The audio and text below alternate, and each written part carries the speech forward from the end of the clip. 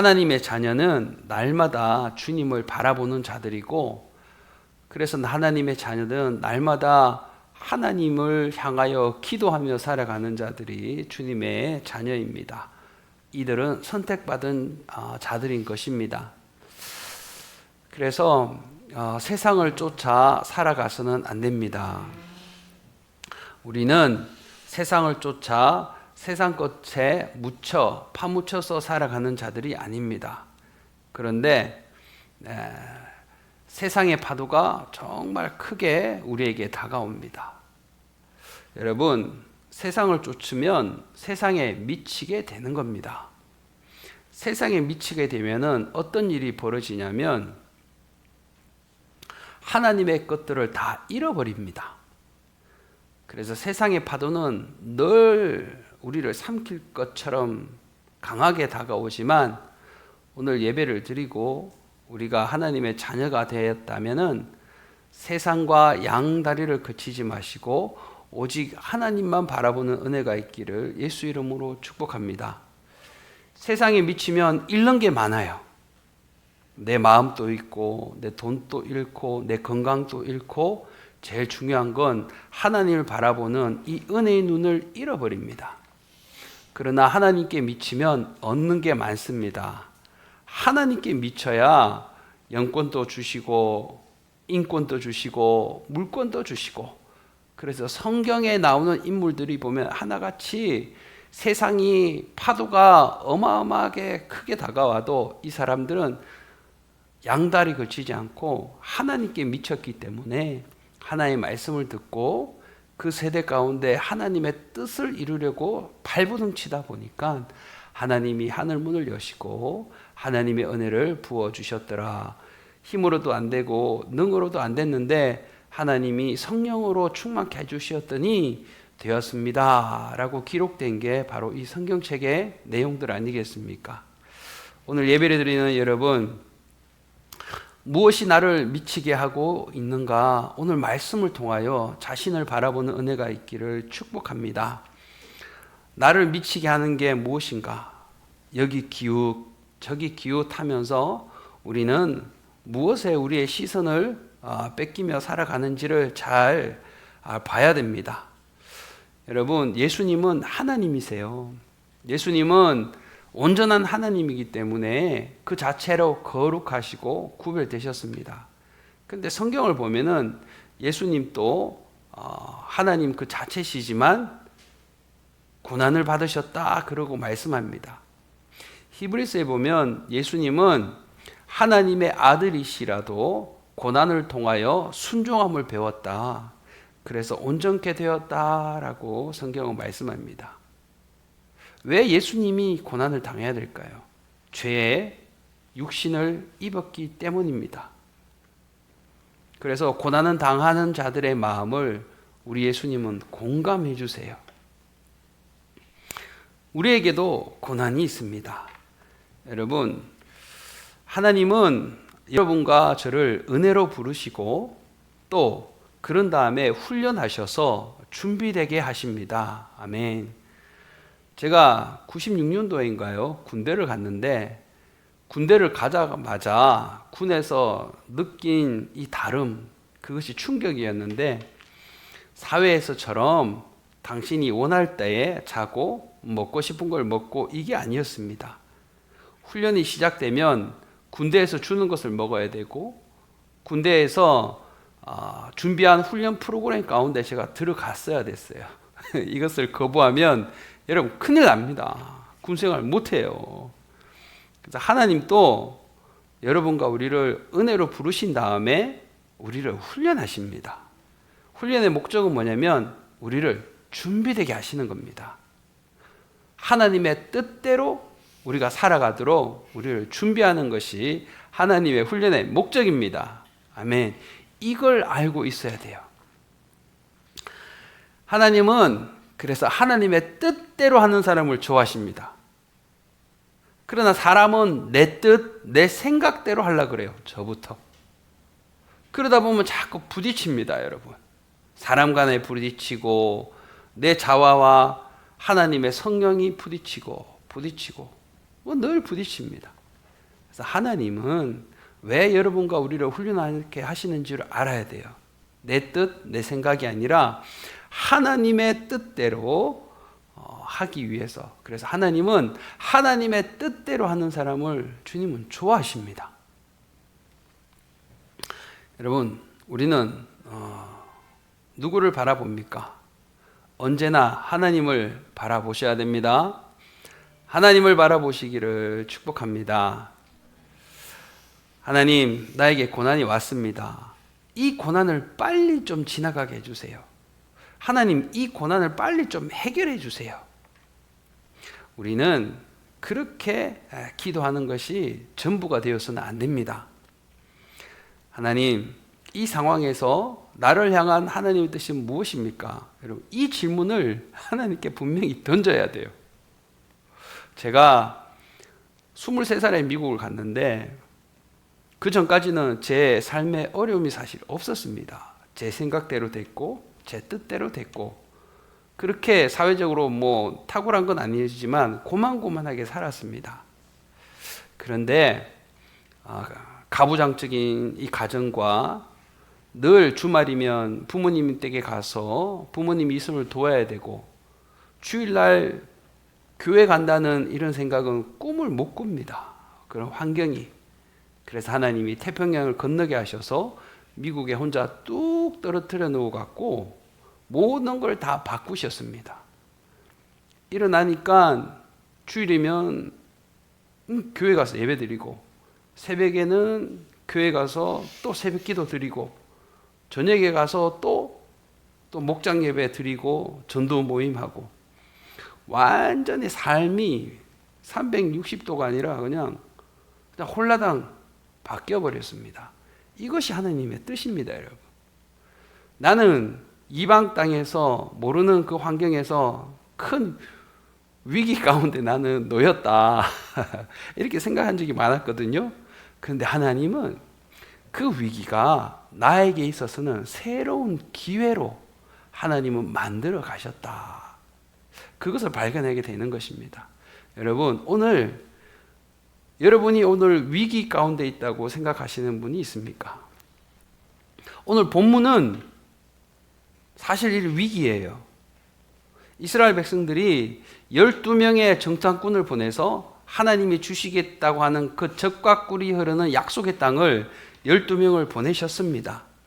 그런데 두 패로 갈린 겁니다. 여러분이 알다시피 10명은 큰일 났다는 거예요.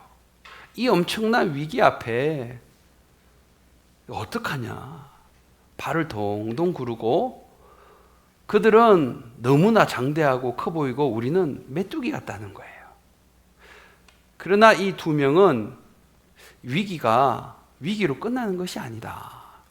우리에겐 또 다른 정말 하나님 주신 기회이다. 여러분, 왜 똑같은 상황에서 어떤 사람은 위기를 만났다고 좌절하고 어떤 사람은 이 위기 가운데 이것이 기회다라고 믿음으로 굳게 붙잡습니다. 오늘 예배드리는 여러분, 또 저는 삶의 그 위기가 큰 파도같이 몰려오지만 내 입은 지혜를 말하겠고 내 마음은 명철을 묵상하리로다. 시편 49편 3절처럼 이 위기 앞에서 새로운 기회가 되는 은혜가 있기를 축복합니다. 정탐을 보낸 12명 뽑고 뽑은 자라고 성경은 말하고 있습니다. 여러분, 우리가 그 12명 안에 들 수 있을까요? 리더십이 있습니다. 이 사람들은 각 지파에서 한 명이 뽑혔기 때문에 뽑고 또 뽑은 최고의 엘리트입니다. 그리고 이들은 누가 봐도 하나님을 향한 믿음이 있었던 자들입니다. 그리고 이들은 모든 것에 모범이 되었던 자들입니다, 여러분. 정말 탁월한 리더십과 능력과 재능과 믿음을 가진 자들입니다. 그런데 갔다 와서는 이 두 패가 갈리게 되는데 똑같은 상황인데 누구에게는 위기고 누구에게는 기회고 오늘 거기에 대해서 한번 알아보고자 합니다. 성경에 보면은 14장 8절에 여호와께서 우리를 기뻐하시면 이라고 말씀합니다. 그러면 우리가 거기에 들어갈 수 있다. 누구에게는 위기가 되고 누구에게는 기회가 되는 것인가? 그 기준은 그 위기 가운데 우리는 누구를 기쁘시게 하면 된다? 하나님을 기쁘시게 하면은 위기는 기회가 된다는 사실입니다. 하나님의 일은 언제나 여러분 억지가 아니에요. yes. 하나님이 하면 되실 줄 믿습니다. 하나님을 기쁘시게 하면은 이 어려운 문제도 풀어지게 될 줄 믿습니다. 그렇게 우리는 그 상황에서 누구를 바라봐야 될까요? 나를 바라보면 안 됩니다. 그러나 위기의 상황에서 사탄은 어떤 일을 하냐면 여러분 우리 자신을 바라보게 만듭니다. 내가 잘하는 게 있을까요? 내가 많이 가진 게 있을까요? 내가 정말 하나님이 보아서 모세처럼 그런 능력, 믿음을 가졌을까요? 아닙니다, 여러분. 참 우리는 가진 게 없고 믿음도 연약합니다. 그런데 우리는 누구를 보는 자들입니까? 하나님을 보는 자들이에요. 이 위기 앞에서 사단은 여러분의 부족한 것, 여러분이 없는 것을 바라보게 만들어서 늘 내 자신을 보고 두려움에 빠지게 만듭니다. 그런데 이 10명과 2명이 왜 나뉘었느냐? 하나님을 기쁘시게 하면 거기에 답이 있다라고 여호수아와 갈렙은 그 해답을 찾았습니다. 하지만 이 10명의 탁월한 엘리트 그룹들은 자기 자신을 바라봤습니다. 그러니까 우리의 진구는 여기서 끝나게 된다라고 여기서만 결론을 지어버렸습니다. 사랑하는 여러분, 우리는 모든 상황에서 하나님을 기쁘게 해드리면 거기서는 바로 하나님이 우리에게 기회를 주신다는 것을 믿으시기를 축복합니다. 예수님께서는 정말 하늘 보좌를 버리고 이 땅에 오실 필요가 없었지만 하나님 아버지의 그 계획을 들으신 다음에 자원하는 심령으로 모든 특권, 모든 영광, 모든 보좌를 버리고 말구유에 태어나셨습니다. 묵상해 봤습니다. 세상에 많은 재료들이 있는데 왜 하필 말구유인가? 말구유는 말이 먹이를 먹는 죽통입니다. 이 더러운 죽통에 예수님이 나셨어요. 이유가 있는 겁니다. 내 살을 먹고 내 피를 마셔라. 나를 먹어야 이 죄로 물든 이 인류가 사는 것입니다, 여러분. 예수님의 살을 먹고 예수님의 피를 먹는다는 것이 여러분 무엇입니까? 예수님의 이 몸 대신 말씀을 우리가 먹어야 되고요. 예수님이 십자가에서 아무 죄도 없지만 짐승의 죄로, 짐승의 피로 해결할 수 없는 그것들을 십자가에서 예수님이 마지막 피 한 방울까지 다 흘려주셨기 때문에 그 피가 그가 찔림으로 내가 나음을 입고 그가 피를 흘려주심으로 내가 죄 사함을 받았다는 그 사실을 믿을 때 예수의 그 피가 우리를 정결케 하고 예수의 그 피가 모든 사탄 병마의 세력들을 깨끗게 하고 예수의 그 피를 믿고 의지해 갈 때 우리는 그 피로 인하여 천국에 가게 될 줄 믿습니다. 그래서 하나님이 예수님이 먼저 하나님의 아들이시지만 인간의 죄된 육신의 몸을 입고 이 땅에 오게 하신 다음에 그 죄의 습성대로 살아가는 것이 아니라 철저히 자기를 십자가에 못 박고 하나님의 아들이시라도 고난을 통하여 순종함을 배우고 온전케 하신 이유가 여기 있다는 것입니다. 여러분, 우리는 얼마나 하나님을 기쁘게 해드리고 살아갑니까? 내가 가진 것들이 있습니다. 하나님은 내가 가진 것들을 통하여 하나님을 기쁘게 해드릴 때 우리의 막힌 것들은 열어지는 역사가 있게 되는 것입니다. 베드로전서 5장 7절은 너희 염려를 다 주께 맡겨버리라. 이는 저가 너를 권고하심이니라 말씀합니다. 시편 55편 22절에는 내 짐을 여호와께 맡겨버려라. 너를 붙드시고 우리의 짐과 우리의 염려를 하나님께 맡겨라 라고 말합니다. 그런데 사람들은 이 짐과 염려를 맡겨야 되는데 맡기지 않으니까 어떻게 돼요? 내가 짊어지다 보니까 내가 늘 기쁨이 없는 겁니다. 왜 기쁨이 없나? 기쁨이 없는 이유는 감사가 없기 때문입니다. 여러분, 감사가 있는 곳에는 기쁨이 있어요. 아멘? 이것은 항상 법칙입니다. 왜 감사가 없을까요? 하나님을 바라보지 않으면 우리는 감사할 수가 없습니다. 없는 것을 보고 왜 없지? 여기에 불만이 있는 거예요. 그러나 하나님을 바라보게 되면 나에게 베풀어 주신 그 은혜, 그 사랑이 보여지기 때문에 그것이 감사가 되는 거고, 그 감사가 있는 곳에 기쁨이 있는 거고, 기쁨이 있는 곳에 하나님을 찬양하게 되는 은혜의 역사가 있게 된다는 사실입니다. 염려와 걱정은 없는 병도 만들어냅니다. 영국 속담에 고양이도 근심하면 죽는다. 고양이도 근심하면 죽는다라는 속담이 있습니다. 걱정이 심하면 없던 병도 만들고 키운다는 것을 보여주는 속담이죠. 한 조사에 따르면 사람이 걱정하는 일 중에 실제로 일어나지 않는 일이 40%라고 합니다.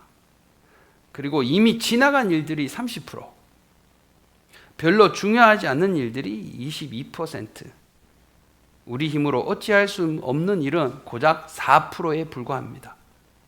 이 4% 때문에 우리가 염려하고 걱정합니다.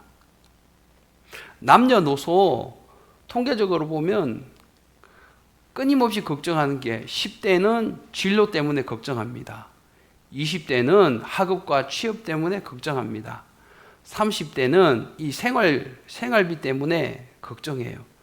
40대는 자녀 양육 때문에 걱정하고 50대는 자녀의 결혼 때문에 또 걱정하고 60대는 자기의 노후 때문에 걱정하고 걱정은 떨칠래야 떨치지 못합니다. 그런데 이 걱정이 우리의 문제를 해결해 주지는 못합니다, 여러분. 그래서 하나님께서는 우리의 모든 염려를 주께 맡겨버려라. 그것이 염려가 자녀 때문입니까? 물질 때문입니까? 배우자 때문입니까?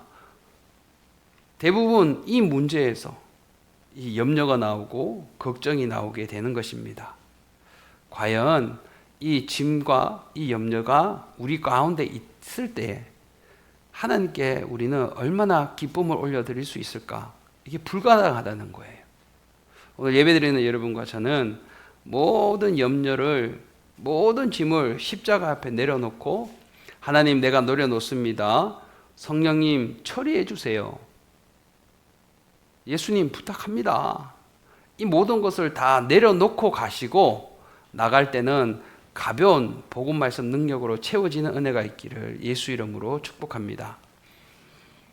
똑같은 일을 만났는데 누구에게는 위기이고 누구에게는 기회고, 그 첫 번째가 내가 하나님을 기쁘시게 하면 위기가 기회가 된다 그랬습니다.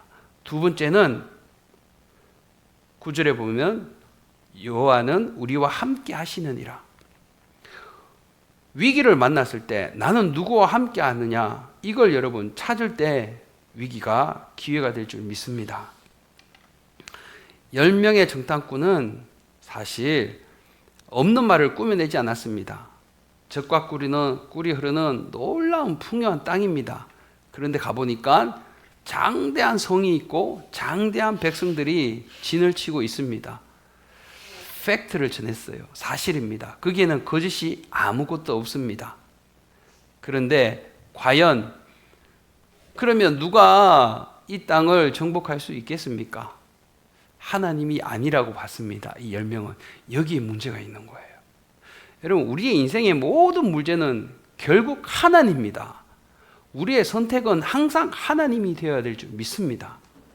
그런데 이 10명은 장대한 백성이고 너무 좋은 땅인데 우리가 믿는 하나님이 할 수 없다는 거예요. 그럼 누가 하죠? 애굽의 군사입니까? 애굽의 경제력입니까? 그 10명은 하나님이 할 수 없다는 마음을 마음에 이렇게 품게 된 것입니다.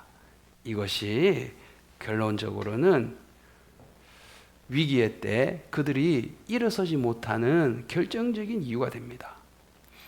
우리에게 위기가 찾아옵니다. 우리에게 어려움과 고난이 찾아옵니다.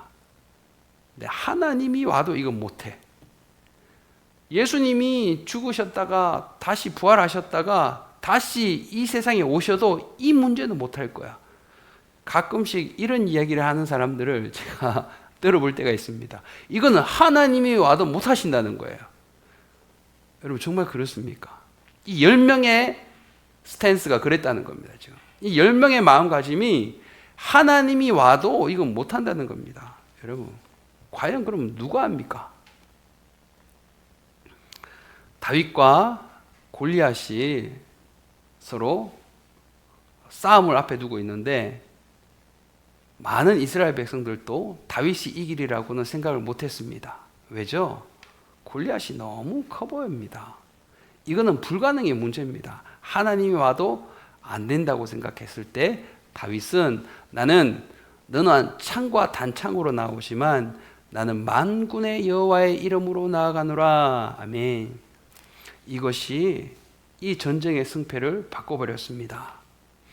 여러분, 우리의 최종 선택은 하나님이 되어야 될 줄 믿습니다.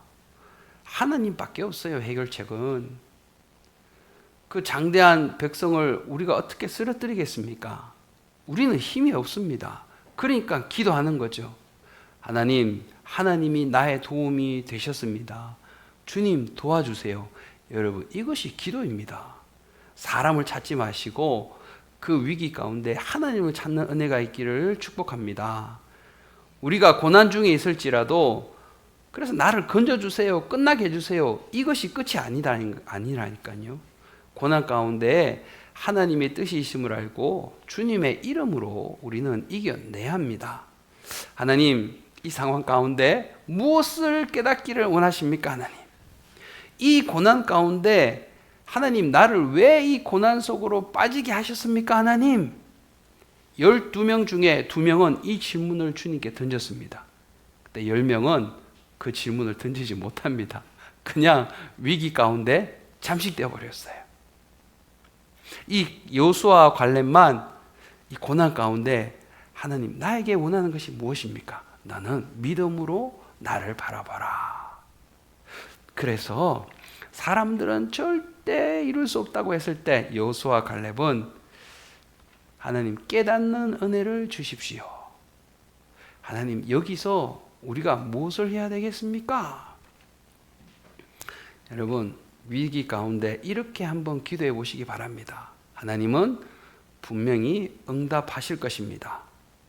저는 신앙생활을 하면서 그래서 하나님을 가까이 하는 것이 우리의 책임일 뿐만 아니라 놀라운 축복임을 저는 깨닫게 되었습니다.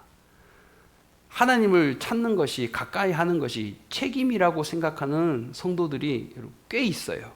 책임으로 기도하고 책임감으로 예배드리고 책임감으로 11조하고 그 책임감에서만 머물면 우리는 경직된 신앙생활을 해요. 책임감이 아니라 하나님을 가까이함이 나에게 복이라.